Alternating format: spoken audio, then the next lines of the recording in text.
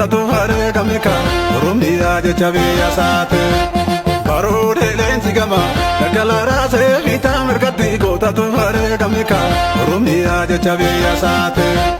Eebbisa wareegame ka Oromiyaa jecha biyya isaati. Daaritu wareegame ka Oromiyaa jecha biyya isaati. Haceetu wareegame ka Oromiyaa jecha biyya isaati. Jabaa wareegame ka Oromiyaa jecha biyya isaati. Lulleen akka waangoo of kabachiisa gamtaan golanne lubbuu duwwanoollee akka daa'ummaan godha jiru.